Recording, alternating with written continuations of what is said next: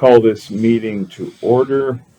We are here to have a discussion on the use of LATCF, ongoing discussion on the use of LATCF funding for outside audit work. And I may have the wrong agenda. Does the agenda say that we're also discussing? Okay, I have the wrong one. And what's it say the rest of that? It should be that one for the 10 o'clock. Oh, yeah. Because, okay. And so we're not prepared to discuss the copy machine lease payoffs because Tracy's not here and she was the one doing the research on that. So we'll just confine our discussion to the audit this morning. And before we get started, I will just ask if there is any public comment or question. Okay. All right. So, Jeff, you've been in touch with the auditor. Mm-hmm. What do we need to do to keep this process moving forward? Okay. Basically, the auditor emailed us, and they're going to perform an analysis of the audited financial statements for the past 5 years, from 2018 to 2022, focusing on government funds for financial trends. They're going to review the 2023 budget from actual information, and there was significant difference between the budget and actual financial trends.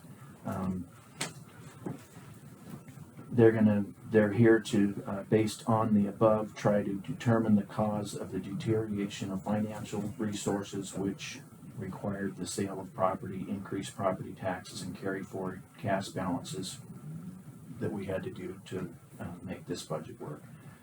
They estimated between 40 and 50 hours of partner and manager time, and that fees range between $9,200 and $11,500. So basically, we need to approve something for $11,500.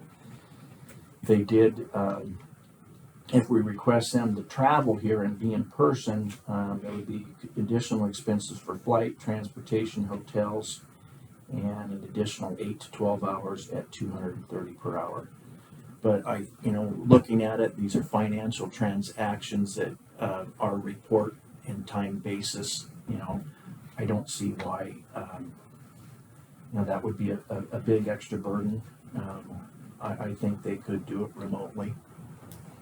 Because we have the capability of, all computer systems have a date stamp on every financial report you do. So there would be no problem with that. Okay. And I think if they were to do it remotely, they could start a lot earlier, because right now is the busiest time of year for auditors, because every fiscal year for governments are 9/30, so they're completely booked. So I think we could get it done quicker and sooner if we. Are they giving us any time estimate? He just said 40 to 50 hours, I mean, but no, they haven't given us a time. But I've got to go back to them and say, hey, because they wanted to know, do we want them in person or do we want them remote? So that's kind of what we're is as well. So, well, I'm okay with starting with remote. Okay. Because I think the key thing is to get going quickly while we have as much information as we have. Okay. So to do that, we would need to set aside $11,500 Yes.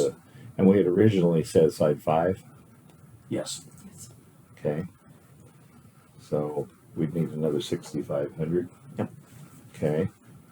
To keep this thing moving forward, then I guess I will motion that we set aside an additional $6,500 from the LATCF funds to cover the cost of a remote audit. Okay. I will second that motion. Okay. Any discussion? No. Okay. All in favor? Aye. Aye. So we'll continue that process as quickly as we can with those guys to try to find out where our financial woes begin and how do we turn this around. And what we're going to look like next year. And that would be the big thing. What we're going to look like next year. So, to that end, I have started discussing with the prosecutor and others the idea of doing some brainstorming to look at other sources of income that we can look at rather than just sit and wait until next year. And we already know we're going to be short next year. So, And I've kind of reached out and done that as well. So, okay, so we can get our notes and come together and Yes. share when we get that Okay. together. Okay. All right. Public comment. Glad you're doing it. It's gonna be interesting to see if it was just overestimated revenue and a little overspending on top of it. Hopefully it's clerical error, but we'll see. Yeah. Okay. Do you have any comments as staff?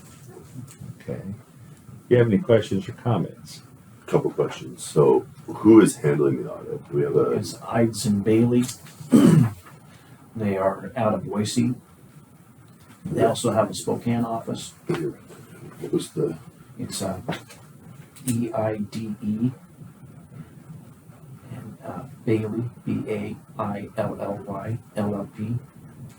And they're a large firm, and they were recommended to us by the state controller's office. Okay. Do they have a time frame?